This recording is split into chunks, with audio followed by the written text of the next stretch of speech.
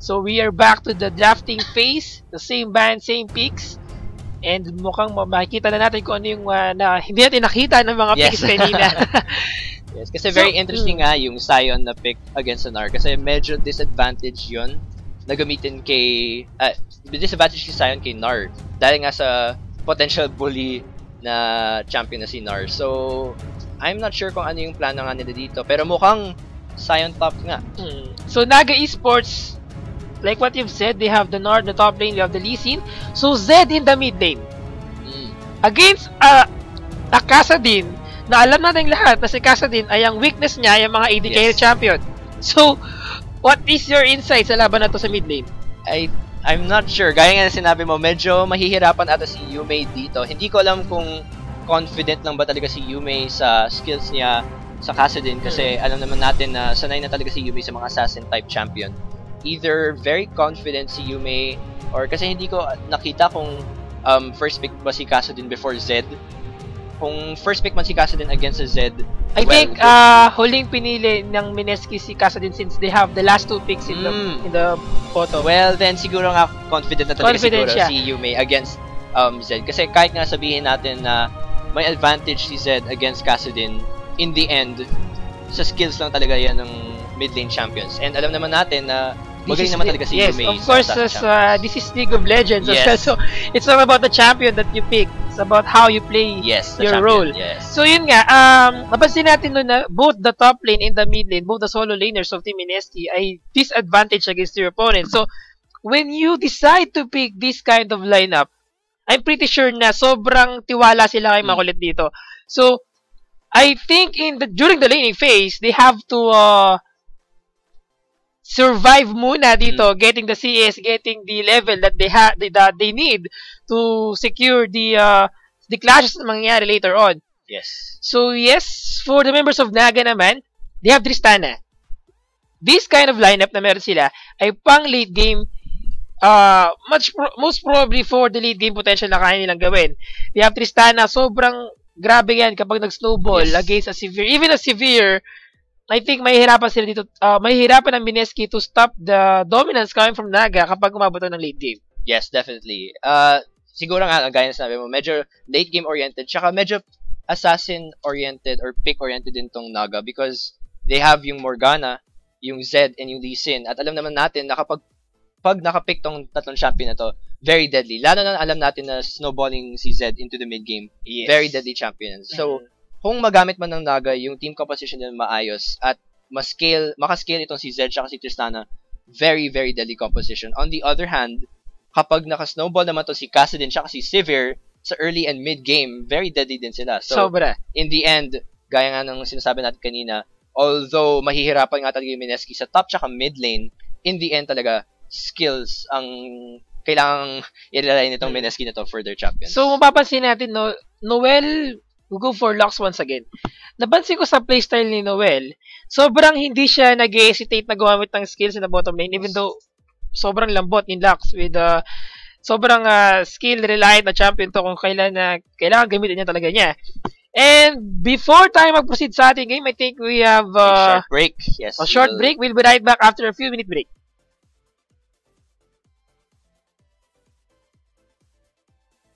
This January on Animax, Hunter x Hunter. All new episodes. Witness the final chapter of the epic saga. Little battlers experience wars.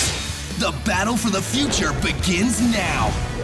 Strike the blood when forbidden love is bound by fate. Inari Con. Is magic the formula for love? All this January on Animax. Hola! Hi guys! I am PGS and the surprise! 1K na PGS Rift family! And now, we bring you Rifters Go Air Live! Yes, you heard that right! Live! So mag-host tayo ng 1 AM game to be broadcasted before ng PGS matches. 10 participants ang makakasali every week for 4 weeks.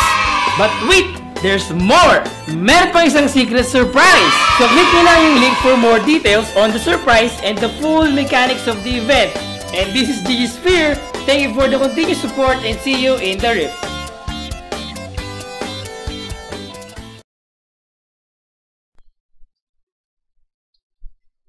And we're back once again. So, ayun, nakita natin yung video na yon, yung ating PGS Rift ARAM. Yung kung mapapansin nyo, may nakalagay sa dulo na parang si description from the link. I think that video will be uploaded sa ating... So, antabay lang kayo sa my PGS Rift Facebook page and yung Pro Gaming Series official website. Doon lalagay lahat ng details ng sa tournament. Very, very exciting kasi medyo publicity na rin ito para sa inyo kasi mas-stream yung game. This might be your chance to shine. Yes, it's time to shine in the ARAM game. Yes. So, pagkakataon ko na pakita yung mga ARAM skills ko dito.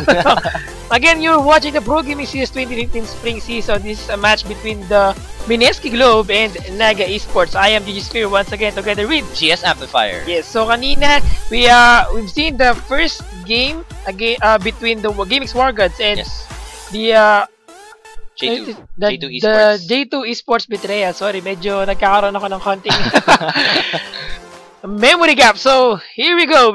Welcome to the Summoner's Rift. Again, this is the match between Mineski Globe and the Naga Esports. So, what can you say about the lineup na meron sila? What can you kung sino yung bet mo dito in the level 1 team fights? In level 1 team fights, ina-assess ko siya kanina, no. Medyo nakakatakot yung parehong team sa level 1 kasi on Naga side, Dark Binding, Lee Sin Q. So medyo nakakatakot siya. But on the other hand, yung Mineski may Light Binding din sila. Tsaka, yung just pure level early 1 damage ni Severe, masakit din siya, no? So, medyo delikado for both teams. But, kung sinong mananalo, feeling ko baka mas manalo ata ang Naga sa level 1 team fight. Yeah, I would agree na possible na may lamang sila in the early team fight dito because mas matagal yung bind na meron si Nip, even though mag-isa lang tatamaan niya dito. So, early invade once again from the Mineski like what they did earlier in the first game. Ganun yung ginawa nila dito, no? Sobrang binigyan nila ng pressure. At wala sila pake kung nakita sila ng kanilang kalaban with the wards. They still push through sa magiging strategy nila dito. Yes, so mukhang wala atang... I'm not sure kasi looking at the bottom lane matchup, Sivir Lux versus Tristana Morgana, I would say almost necessary. Yun na nga, nag-lane swap na nga itong si Kiddo kasi alam natin lahat na kapag kapag lumaban yung Tristana at Sivir, definitely no, lamang ang Sivir and Lux combo. So, I guess it only makes sense na ginawa nila ito. Talagang malaking opportunity for the Naga Esports. Itong gagawin nilang strategy. No? They have to make sure that Tristana will get enough item to win the upcoming team fight. Kasi si Veer, lalong-lalo na ngayon na EXO, one of the... Actually, right now, to be honest, I think he is the best AD carry in the Philippines. But, we'll never know kung ano mangyayari ngayon sa laban na ito. Yes. Yume in the mid lane versus Agito. Agito ba tama? Yes. Yes, it was Agito in the mid lane. So, yung kanyang null sphere dito, no, for Yume or yung Kasadin, I think magic damage lang yung may shield, yung shield na yun. Yeah, I think so. I'm not sure kung saan nagsiscale yung shield niya, if AP or AD. Pero, yun ang gaya na sinabi natin kanina, medyo may advantage yung Z against the Kasadin in the mid lane until mag-level 6 yung Kasadin. So, I would say, yung mananalo dito sa mid lane, siya yung mas magaling mag-roam. Kasi alam natin naman na both assassin-oriented champions, yung roam ni Kasadin siya ni Zed, very strong. Yes. So, yeah. Level 2 na si Nar without going in this lane because of the contribution na binigay niya with the jungler. Yun nga lang, medyo behind si Nixa dito, of course, because nag-share sila ng experience sa isang jungle minion. Actually, for the 2 jungle minion na kinuha niya. And here comes the early gank, mga kaibigan. Dark Binding from Nip connected to Yume. He's taking so much damage that Ignite will pick up the life of Yume here in the mid lane. So, Dark Binding connected once again to Noel. Kulit trying to respond, trying to stop the other members of Naga from dominating the mid lane. Hindi pa tapos ang laban, mga kaibigan. Here comes the Sonic Wave! Resonating Strike! Wow! That Dark Bind, actually the Binding coming from Lux will stop Nixta from using that Sonic Wave to follow up sa laban kanina. Yes, but so far, no, good game from Naga. Kasi gaya na sabi ni kanina, kung sino mas magaling mag-roam, siya mas makaka-snowball. And good job from Neep kasi gaya na nakita natin, medyo trending yung support roam. Not only that, this is the second possible kill for the members of Naga, but nope, that spell shield will stop these Naga members from killing EXO in the bottom lane. Gaya nga sinabi ko na, si EXO, good choice to go for a Sivir dahil marami siyang mga negate na skills from Naga. Yung Dark Binding tsaka yung Q ni Nixta, very helpful to negate yung team composition na. But like I was saying earlier, good choice from Neep to go and roam and take advantage of the Z pick. Kasi gaya na sinabi kanina, kung makasnowball man tong si Agito against Yume, talagang mahirap to si Yume in the mid lane. Kudos for Nip as well. Take note, no? That is the third time na gumang siya. Actually, the second time pala, sorry. But here comes Noel trying to respond to mid lane dito. Ginamit ang kanya shadow to disengage. Agito still trying his best to disengage. He was ignited and yet taking so much damage. The spell shield won't be enough to save his comrade dito. Yet again, Noel used that lucid beam. But no good, mga kaibigan. And it's a 1-for-2 exchange in favor of Mineski Globe. Yeah, so... Tinawag kong lucid beam shield yan. Well, so napakaraming early game clashes dito. Yes. And I think expected yon dahil sa roaming na ginagawa ng dalawang support. I think yung ginawa ni Neep ngayon, kasi earlier nagnami siya. So yung ginawa niya ngayon, para ma-negate yung roaming ni Noel with the lock support, ginamit niya naman yung Morgana. So both have good roam potential dahil sa plain CC, no? Yung lockdown na kaya na gawin with the Dark Binding. So good choice from Neep. I think mas maganda ngayon yung pick and ban phase ng Naga compared to first game. And they are aware ng mga, sa mga possible strategy na nagagawin ngayon natin ng Mineski Globe, especially dito for Kulit. Oh, that Dark Binding will almost steal the crab from Kulit dito. However, Nip taking so much damage. The red buff is slowing him down. Here comes Agito, mga kaibigan. He used the shadow. Kulit will go down nga. Will he go down nga ba? One more hit. Wow, that smite will finish his life. A teleport coming from TG dito trying to respond. And Agito is taking so much damage as well. The shadow with that E to stop the members of Mineski Globe from dominating that team fight. Yes, medyo nag-overextend dun si Kulit, no? Akala niya mapapatay niya si Neep. But the response from Agito, very good. So he was able to secure the kill. Actually, si Nixta pala yung nakasecure na kill with the Chilling Smite. And then good try from TG to respond. But very on point Dark Binding from Neep para ma-catch off guard. Wow, that binding coming from Noel. Once again, wow, a heal coming from Kito dito. They're turning around. However, that EXO will surely disengage. And EXO decided to stop Kido in the top lane. And exhausted, mga kaibigan, si Kido dito. Ginamit ni EXO kanyang shield just in time to stop the rocket coming from Kido. A flash out from EXO. Noel taking so much damage and he got slowed by that red buff. Yet again, not enough. Beautiful mechanics coming from EXO. Nagamit niya yung shield niya para ma-block yung SS ni Kido. Tapos na-flash niya pa yung Q ni Nixta. So far, no, in both games, first game, second game, EXO has been on top of his mechanical game style. So, very good play from EXO so far. Indeed. Sobrang laking contribution coming from EXO, especially in the top lane. Burned a lot of summoner spells from Naga, yet not enough for their team just to secure a kill for the AD carry. Kulit patiently waiting dito, mga kaibigan. I think since level 6 na si Agito, he can use the death mark for Yume. Yes. And once na ginamit niya yun, it's about time for Kulit to turn the team fight around here in the mid lane. However, Senti here knocked up by TG dito in the bottom lane. Still getting enough CS for his champion. Yes, like I said kanina, may advantage nga to si Sentier ngayon. Kasi nung first game, medyo natatalo si Sentier sa top lane kasi Rumble versus Gnar. But now, Sentier has the Gnar. Now he has a slight CS advantage. I would say that's a very good improvement na for Naga in the laning phase. Kasi kanina medyo talo lahat ng lanes. Yes, taking a lot of damage. Here comes the initiation from the members of Naga dito and he will go down. What a team coordination coming from Naga ngayon. Sobrang laki ng natutunan nila after what happened earlier. Sobrang bilis na kanilang pag-respond. Yes. And of course, that jungler, Nixta, will help his comrade as well secure their kills. Yes, good effort from Noel to roam, pero kailangan niyang... Imagine! all lanes is being roamed by Nip right now. So 2-4 score and a 4 assist for Naga. I mean for Nip dito. Yes. So good job from Nip. I would say very good improvement from him kasi kanina no first game, medyo underperforming siya as Nami. But now, showing that hindi lang si Noel yung roaming support, pinapakita niya na kaya din yan tapatan tong si Noel in terms of supporting capabilities. And so far, I would say that Naga with the lead definitely upgrade to sa first game nila kasi kanina medyo very dominant performance from Mineski, but Naga has adjusted in terms of the pick and ban phase, naban nila yung Jarvan, and yes, so far definitely good adjustment from Naga.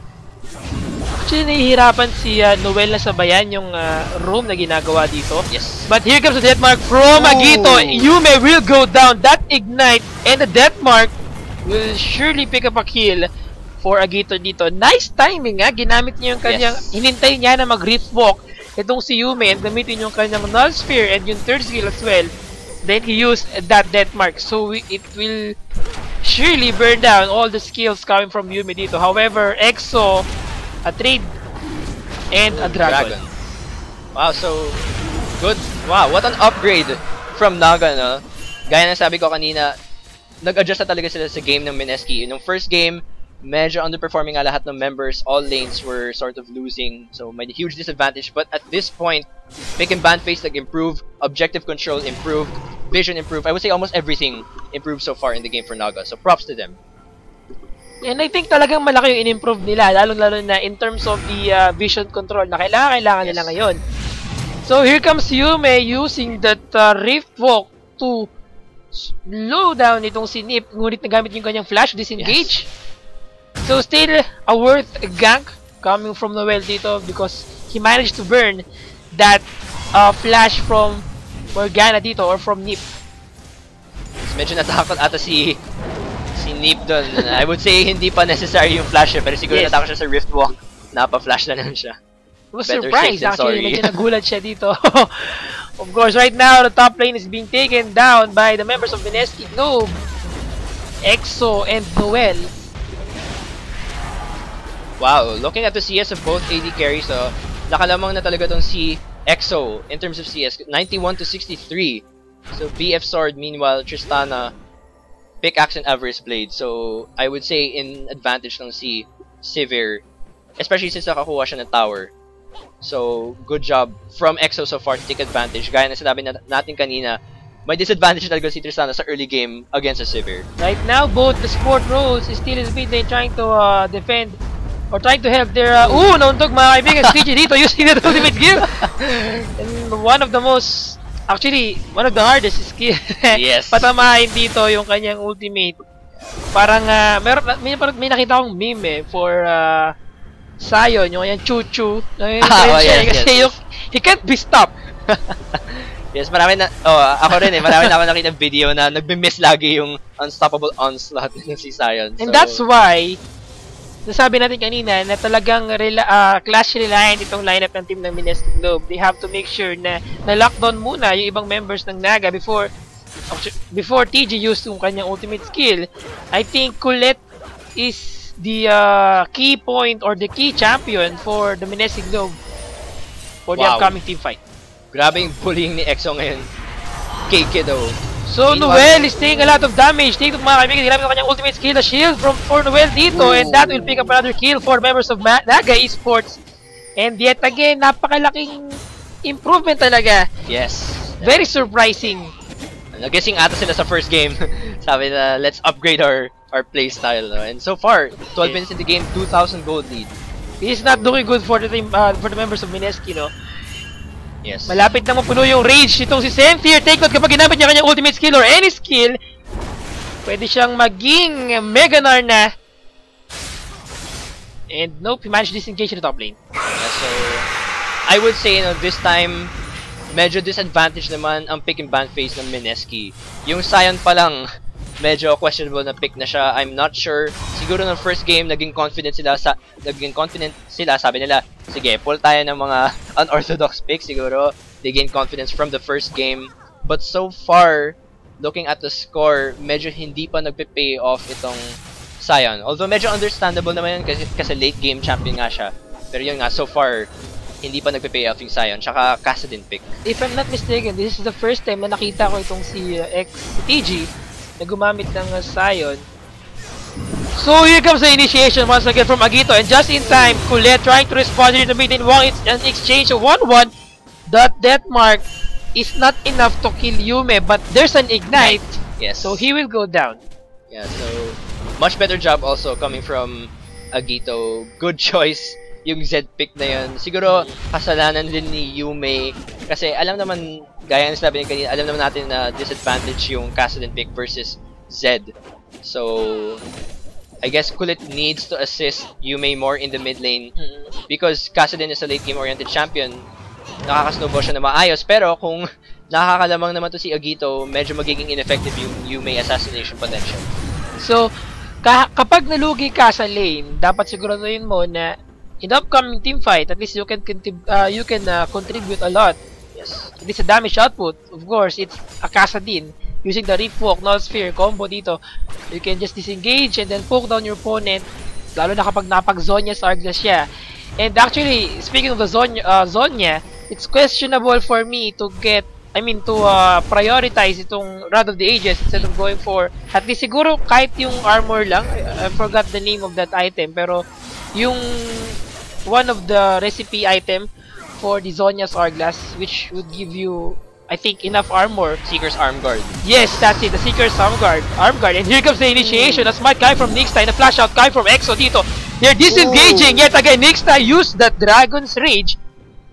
But not enough. I think medyo nagkaroon siya ng konting aggressiveness. Sobrang aggressiveness pala. Yes, and I think mechanical mistake din yun. Yung intention niya ata ay mag-flash in para ma-Dragon Rage to the enemy team. Pero yun nangyari, napapunta sa wall. So nagkasabay or medyo nabigla siya na nag-flash din si Exo. Yes. So 10 seconds left before the Dragon respawn. This is the second Dragon of the game, and second Dragon if ever na makuha ng Naga Esports. But first for the Mineski Globe. Yes. And looking at the team compositions, I would say yun nga, naka-upgrade yung Naga in terms of pick and ban phase and also yung skills nila so far in the lane. I think yung kailangan gawin ng Mineski ay matapos yung game ng early to mid game. But seems like a dragon fight. Here comes the Chuchu, mga kaibigan. Napakalayo pa ni Exo, but they're taking a lot of damage. A stun coming from Sentier dito. Using that Mega Nar, Lux will go down, will go down. And a dive in from Nixta dito. Take the 2 champion for the team Mineski. Ay patay na, and they're chasing down Kulit. Kulit will go down with that Dragon's Rage. TG is still up trying to chase down itong si Zed, but not enough. Mineski Globe Exo against Nixta. He used that third skill to stop him, and TG is still up trying his best to disengage. It's Nip and Agito alone, but I don't think it's a good decision to chase him down. Wow, so what an upgrade from Naga. Yung Dragon ata napunta sa Mineski, but yes, in exchange, 4 kills. So looking at the replay, yun pumasok na nga itong si Naga, and the wombo combo, they were able to land such a huge wall stun, and then Agito doing what he does, assassination, was able to put down so much damage. Look at the ultimate coming from TG kanina, no? Medyo late din si nauntog TG. siya. Hindi ba siya nauntog? Na-stop, no? Na-prenuhan. Yeah, so far, hindi nagpa-pay off tong Sion pick. Although he was alive the whole team fight, in terms of utility and contribution, very low efficiency nga to si Sion so far in the game. Pero I think in the late game, Sion would pretty much give enough advantage for the team Mineski. Kagaya na nangyari kanina, kung ano napansin natin dito, he was the one na naiwan, nagmag-isa dito to, well, he survived that. Imagine the team fight coming from the members of Naga Esports dito. And 6-11 score right now. A 1-1 Dragon score is still in favor of the Naga Esports. They have to do something about it. You have to make sure na yung mga susunod na team fight ay may responde na from their members. I think, ang naging problema pa isa doon, no? 4 member lang nila ang nandun. Actually, 3 lang sa loob ng Dragon Pit. Noel was nahiwalay from the other members of Mineski. Yes, and gaya nga sinabi ko kanina, feeling ko yung kailangan gawin ng Mineski ay tapusin yung game ng maaga bago makascale itong si Zed tsaka si Tristana. Because early to mid game, I would say Mineski has a good advantage kasi yung may Casa din tapos may Sivir. So very very painful in the early to mid game, but as the game progresses, kahit may tank ka na Sion early sa late game, hindi na yun masyado magmamatter kasi yung Tristana magsiscale na nga siya into the late game. Basically, she will rip through yung tankiness nitong si Sion. So, I would say, if Mineski can't end this early enough, baka revenge kill tong si Naga. What Team Mineski Globe is missing right now, actually, hindi naman siya technically lacking. Meron naman silang enough CC, pero ang problema nila dito, lahat ng mga champion nila na pang CC nila ay kailangan mag-engage ng sobra to secure that CC. For example, we have Rek'Sai na kailangan pumasok to knock up their opponent, lalong-lalo na si TG for Sion na may matagal pa, na matagal yung casting time ng kanyang knock-up skill dito. So, I think EXO would have a very hard time to make sure na meron siyang enough space to do a free hit later on. Yes, and in terms of team fights, okay, no clash, so nag-disengage. Almost. Yeah. Muntik na silang mapilitang pumasok dito. So right now, pupuno na yung rage ni Kantir, and this is what Mineski have to wait muna. Yes. Kailangan nilang tanggalin yung rage na yun, yung Mega Gnar. Yes, para hindi maglanding yung 5-man stun. And here comes the ultimate kill from Nip dito, napigilan si Kantir with that Lucent Vine coming from blocks. However, there's a lot of exchange na nangyari dito. Kantir still up. Zed used that death mark. It's a double kill for Rek'Sai or for Makulet dito. It's a triple kill mga kaibigan. Nixta trying his best to disengage. Still, we have a Tristana dito trying his best to give enough poke damage against his opponent. Noel don't have enough mana. And yes, it's a 3-for-1. A good comeback from Mineski. Good try there coming in from Naga though. They tried to use the Soul Shackles. It landed onto 3 people. Yeah, we see Neep trying to land the Soul Shackles onto 3 people. Good choice from them to focus out EXO. Pero ang nangyari, kahit namatay na si EXO, Kulit comes in, so much damage from the Rek'Sai. He's able to take down Neep. And then good follow-up from his team, TG. Very, very tanky. Good ult also coming in from Noel. Yume able din siya mag-escape dahil sa mobility niya with the Rift Walk. And then after that, good follow-up coming in from the whole team. Na-soak up ni TG yung karamihan ng damage coming in from Naga. And then the knock-up, basically from here, clean up. Good job coming in from... Look at these two tanky champions. Yes. Wala pa sa kalahati ng buhay nila yung nawala dito. And I think that's the problem na nangyari or na-commit ng Team Naga Esports dito. Agito used that death mark to Kulit. And Kulit is a champion. Yes. Actually, Rek'Sai is a champion na ngayon with that Randuin's Omen and the Ninja Tabi. That is to make sure na kaya niya i-survive even the damage output coming from Agito. So much armor for Rek'Sai. Yes, definitely.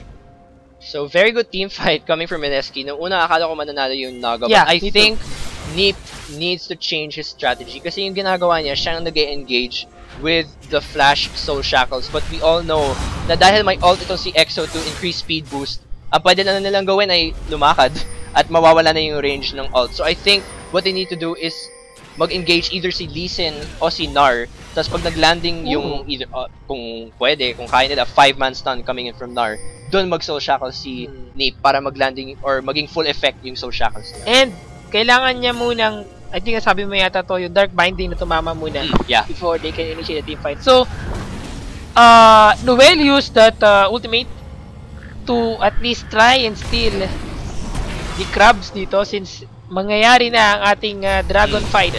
Dragon Dance, 9-12 score. And here's the initiation coming from the members of Naga Esports dito. They're patiently waiting. And here comes the ultimate from TG, mga kaibigan. Chuchu! Nauntog! Soul Shackle once again from Morgana or from Nip dito. However, Kido is taking a lot of damage still. Here comes the chase down from Kulit. And Sentier ay naipit dito mga kaibigan. Nagito got caught with that the Lucent bind coming from Lux. Nixta managed to pick up the kill dito for Yume. And Sentier na iwang mag-isa. Naganip almost giving his best to kill a champion. However, here comes the ultimate kill from Noel. Exhausted mga kaibigan si Nip dito. A Naga for Nixta, and it's an ace. Oops, not an ace. One more champion na iwan si Sentier dito to defend that dragon. Pipilitin nga ba niya pumasok dito? Wala siyang rage dito. They're getting this third dragon of the game. Wow, so far, Mineski has been pulling off. No, napakaganda ng mga team fight nila. Earlier, I believe there was a 4-4-5, a 3-4-4 exchange in favor of Mineski. Dahil nasa sobrang tankiness itong Kulit and TG. They're chasing down Sentier. And mukhang kailangan nilang mag-back. Yes, so looking at the replay, wow, that stun ito yung hindi nakita Yeah, so good try coming in from Sentier to land a several man stun, no? Pero good job from Mineski to take out Agito early in the game. Nakita natin, no? 3 men get very low. Si Agito nga hindi siya masyado naka-assassinate in this game, and this Rek'Sai, talagang napakalakas talaga ng Rek'Sai na to. So far, very effective dahil kahit pure tank yung build niya, napakasakit pa rin ng Q tsaka yung E niya. So far, very effective fights from Kulit.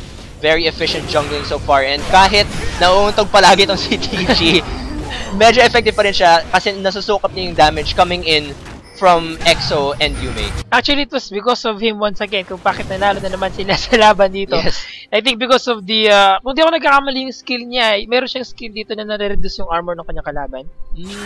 And that is yung may slow din as well. Kaya, big contribution coming from TG, and surviving that kind of team fight alone is a big advantage na for your team. Yes, and looking at the kill score, actually yung entire score so far, 25 minutes into the game, na-close na ng Mineski yung gap na nangyari kanina na nakuha ng Naga. So in terms of gold, mas naging even na siya, and they're also taking better control of objectives. So I think Mineski, kung ma-rinse and repeat nila yung strategy nila so far in team fights, na good positioning from EXO, tapos Kulit and TG soaking up all the damage. Yes, wow!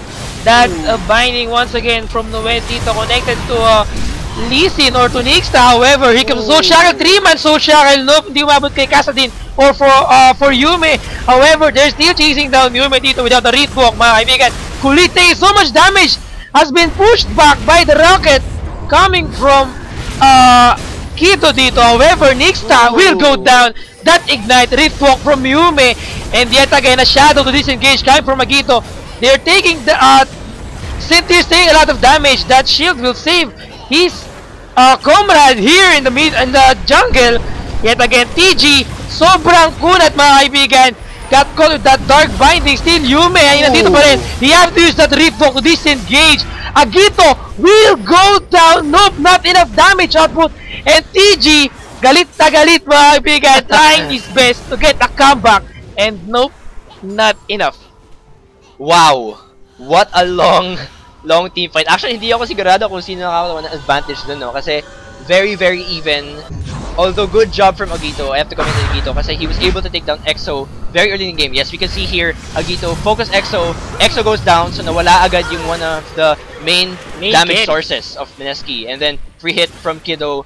But at this point, medyo mahaba-haba yung team fight dito kasi a lot of lockdown. We see Nape is able to dark binding on Kulit, and then Kiddo able to do some free damage. But Kulit, with a Random's Omen, napalakas ng tankiness niya, no? And then, they're able to do a lot of damage, naging 1-for-1 next up for EXO. And then at this point in the game, or in the team fight rather, very, very even. TG and Kulit soaking up so much damage. And then Sentier forces the team fight, because he's able to fill up his rage. He's able to land the 2-man ult, I think, at this part. So he lands the ult, the stun to TG, and then the 2-man ult lands. And then at this point, not so sure who wins, but this is a good sign because it means both teams still have a chance to win the fight. Wala pa masyadong malaking lead from either team. So right now, it's very hard for us to say kung sino talaga yung manalo dito. However, here comes Deathmark, mga kaibigan. We're going to Noel! Ignite will pick up a kill once again. It's a killing spree na mga kaibigan for Agito. And here comes the ultimate skill from TG. And this is the first time yata na tatama siya. Nope, hindi na naman tumama. And yet again, Kulit is still trying his best to give enough damage against the members of Naga Esports dito. A jumping Kito will pick up a kill once again. And Yume trying his best to pick Kito as well. Rifok still on cooldown. Here comes the Zonia's Hourglass. Up na kanyang Rifok. Won't be enough to use the Rifok again. Oh wow, ace. it's taking really hard for them to... Yes, let's look at the replay. So again, Agito with so much assassination potential. He's able to take down Noel early in the fight, so nawala agad yung SS niya. One of the main damage sources also from Mineski. And then at this point, TG comes in with a teleport to ult. Pero gaya nga na sinabi ni Sphere, nag-miss yung SS niya. Barely missing. Almost na eh. Malapit na eh. Like by a millimeter. Nag-miss lang yung SS niya. And then at this point, Agito able to stay alive for most parts of the fight. He's able to do a lot of damage until the end. Then Sentier also able to stay alive. Nakaka-free hit siya. TG trying to soak up damage, pero gaya nga sinabi ko, medyo wala ng point yung pag-soak up ng damage kung marami sa mga carry mo ay napatay na. And then at this point, Kiddo also able to free hit. He's able to help clean up. And Agito, again, assassinating Noel. I think, ngayon no, nasobrahan sa pagiging tanky yung ibang members ng Mineski Globe dito. They lack damage na. Yes. Kapag napatay si EXO, they only have, well, itong si Yume to at least give enough damage against their opponent. Yun nga lang, kapag nagtagal, ang tindi na pressure na binibigay sa kanila, it's because, well, once na ma-pick up kagad si EXO or si Noel, ang laki din ng contribution niya with the dark binding and, I mean, the light binding. Actually, since Noel is the light side, while Nip is the dark side. So it's a light and the dark binding. Yes. And the final spark is not, I think, not doing enough damage to burst down any champion for the Naga. Yeah. Sobrang laki ng tulong dito ni Lee Sin and Nar with the... Actually, hindi naman sila pure tank champion eh. Yeah, actually may damage din sila eh. Yes, the ultimate from Sion once again. He managed to disengage with the shadow. Fully taking a lot of damage, mga kaibigan. Free si Kido dito. Hindi nila napapansin si Kido. Yume is being taken down by the other members. While EXO trying his best to give enough damage as well. Agito will go down. It's a one-man exchange here in the mid lane. And yet again, hinahabol pa rin si EXO dito, mga kaibigan. From Sentier, and EXO will go down. Noel is the only one na natira. Wow, 4-for-1 exchange. Yes, we'll look at the replay. So Kulit gets caught out of position. And then, nakikita natin, no, si Kiddo, nakaka-free hit lang siya. Hindi makalapit yung mga members ng Mineski. So much damage coming from Kiddo. And then Agito, again, also one of the main carries of the fight, is able to put down so much damage. TG, nakikita natin, nakatayo na lang siya dyan. Wala na siya masyadong nagagawa because his Q can be interrupted. So in terms of CC, hindi masyadong reliable. And then, Sentier, later on, he was able to push EXO away from the whole fight. Natanggal yung isang main damage source ng Mineski, and he's able to take him down. So, great team fight coming in from Naga. And habang nagre-replay tayo kanina, Naga Esports managed to get their second dragon of the game. And ito na yung sinasabi natin, 30-minute mark, 31 minutes na tayo ngayon. Tristana is still sobrang nag-snowball na lang ngayon at this point. The only way for the members of Mineski to win this game is Yume to chase down Kiddo whatever happens. Yes, definitely. They need to lock down Kiddo. Yun nga lang, sobrang nahihirapan sila kasi maraming disengage options yung Naga. They have the Dark Binding, Soul Shackles, Dragon Rage, and ult from Nar. So, mahihirapan talaga ang engage dito ng Mineski. But, I think, pwede manalo ang Mineski kung gandahan ng positioning itong si Noel and EXO. Because like we've said, EXO and Noel are one of the main damage sources. Pero, yung nangyayari so far, na-assassinate si Noel na maaga, tapos si Sentier na push away niya si EXO. So, kung magawa yun yung Naga, definitely may advantage yung Naga sa team fight.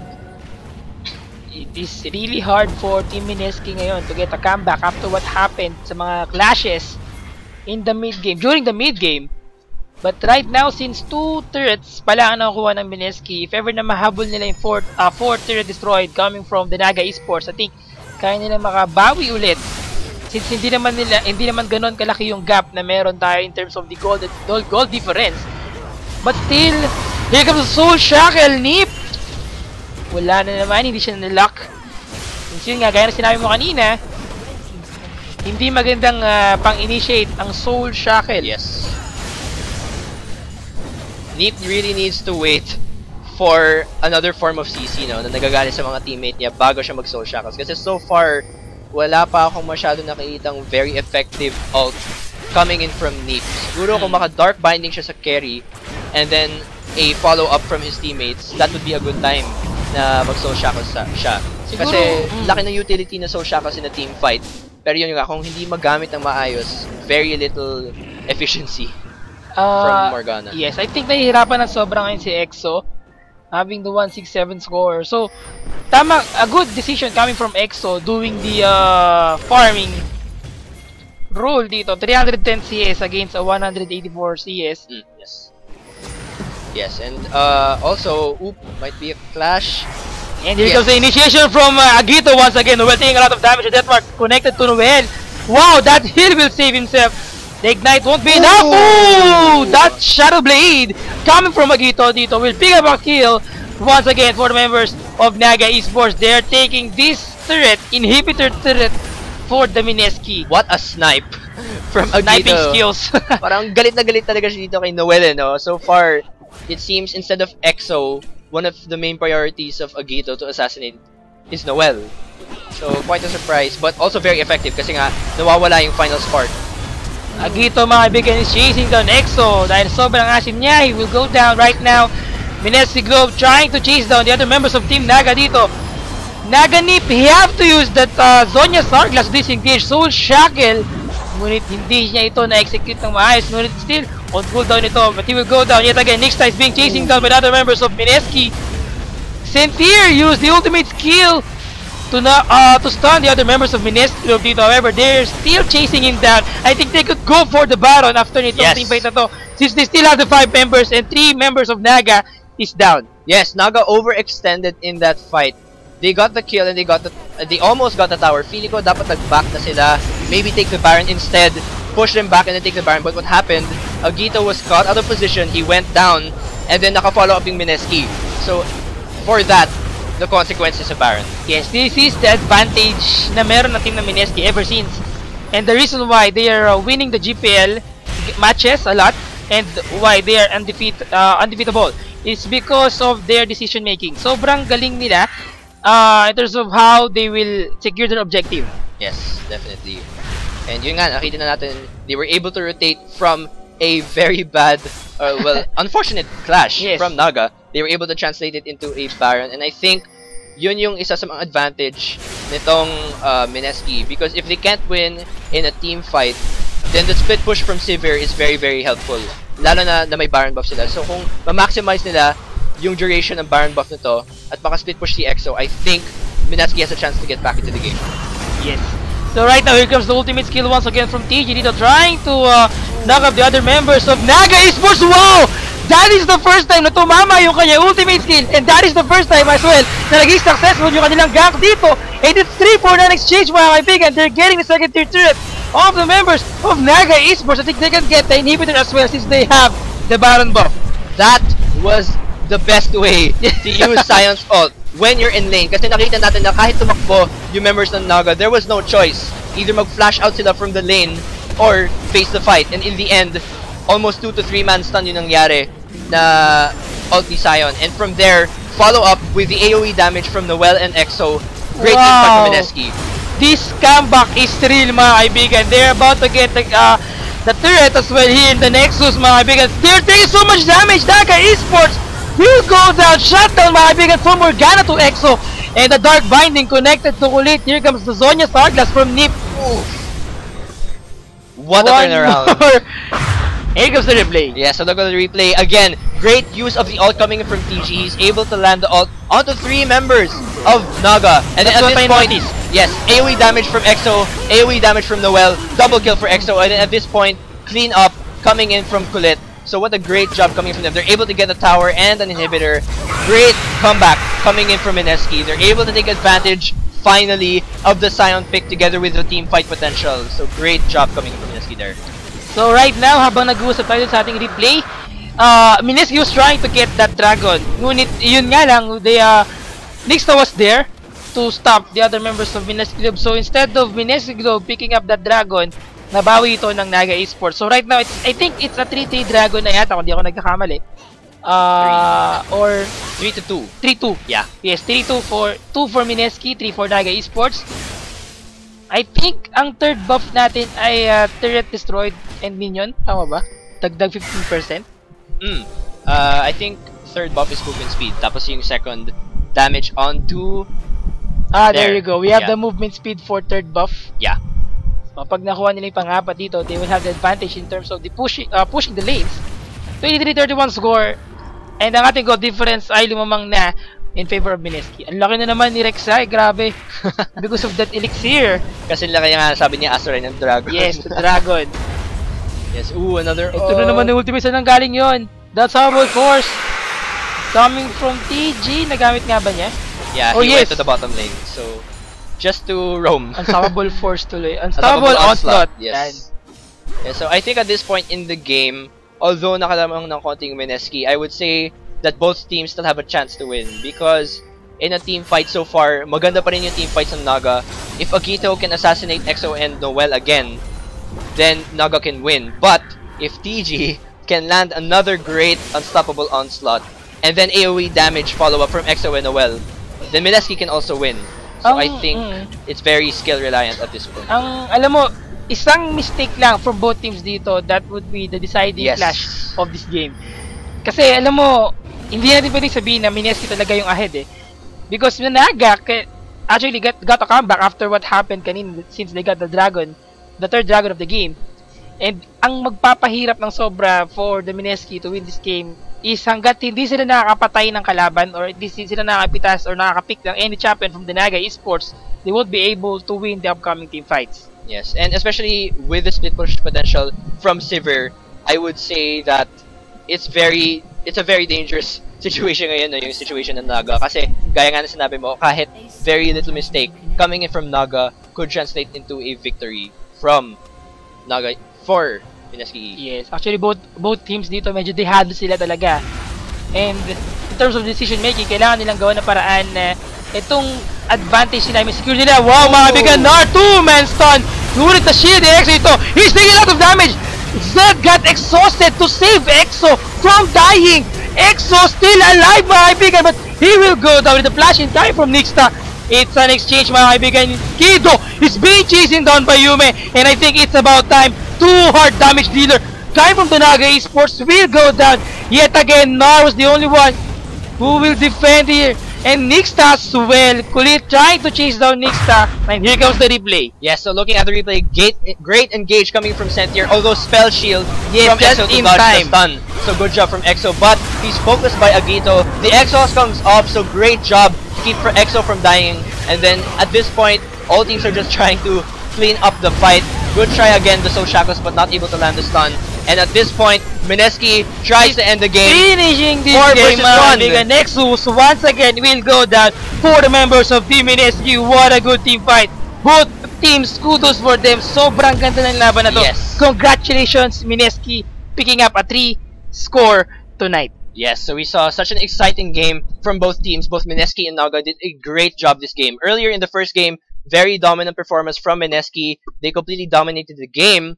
But on the other hand, in this second game, nakita po natin na adjust talaga yung Naga. Great upgrade in terms of performance from Naga to make it a much more even fight this time. Although, in the end, Naga goes down because of the team fights from Mineski. Great re-engage coming from Mineski as well as so much damage coming from EXO. Ang pinaka nag-umpisa dito, yung kanilang pagbagsak is when they push too deep. Yes. Dun sa mid lane kanina, and then Mineski got a comeback. Syempre, dumating sila dito, they responded, and they got the Baron, and then tuloy-tuloy na yung pag-snowball dito. So, that's pretty much it. The last game for tonight, we have the Mineski Globe versus Naga Esports. And here are the standings. The standing, yung ating updated standing dito. Wow, so in the battle of the undefeated and the underdogs, Mineski remains undefeated.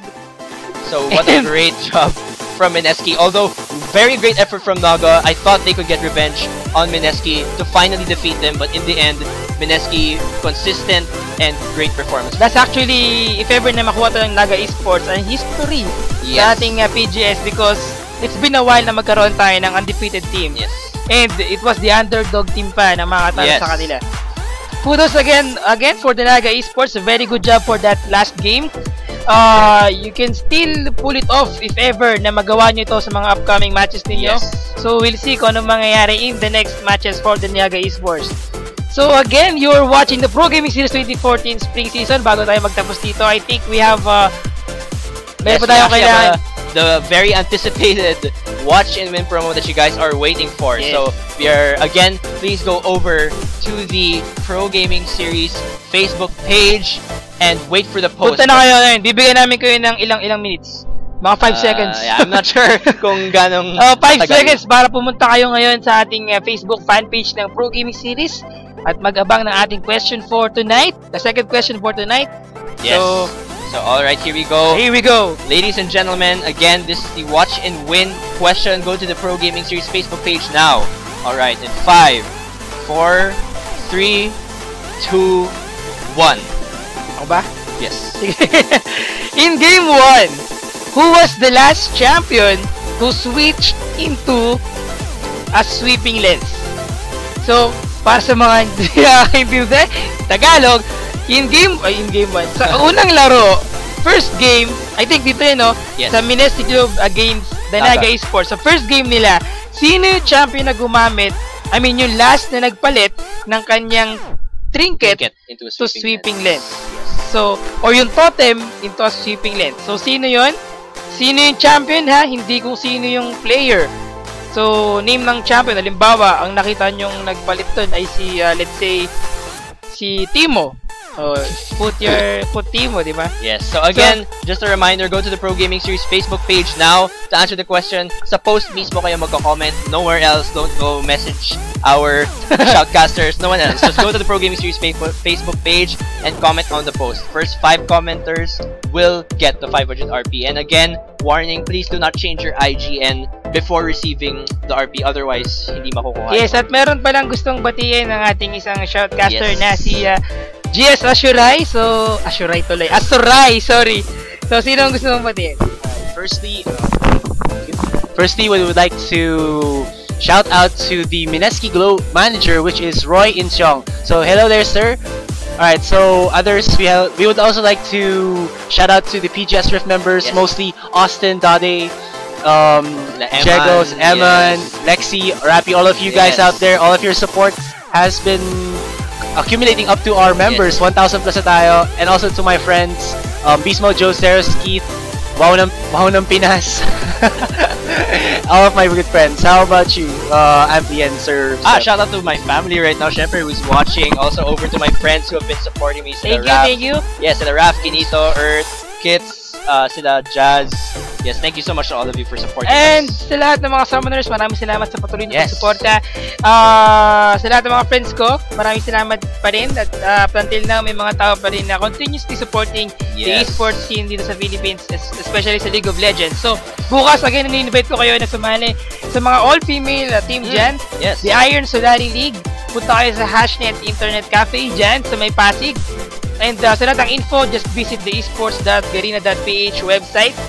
Nandyan lahat ng information. I'll be there as well as meron akong mga kasama to facilitate and to help the cafe from organizing that tournament. Yes, we'd also like to thank Trippy Customs Yes, for syempre our naman. awesome jackets. So, to those who want to inquire about their services, please go over to their Facebook page. That's www.facebook.com/trippycustoms. So, yung nakita nyong hoodie ni Asuray kanina, Yes. yung black na may Garena logo, Yes. it was from Trippy Customs Yes. as well. So, thank you very much, Trippy Custom. Anything else na meron ko pa gusto sabihin? Yes, again, we'd like to invite you to follow our Twitter and Instagram. Please do follow @PGSLOL for behind the scenes, more info, interviews from our pro players, things like that. Please do follow us.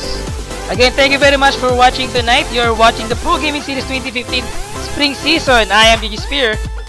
And I'm GS Amplifier. Yes, kanina nakita niyo si GS Asuray. Thank you very much. Again, see you next week for the Pro Gaming Series 2015 Spring Season.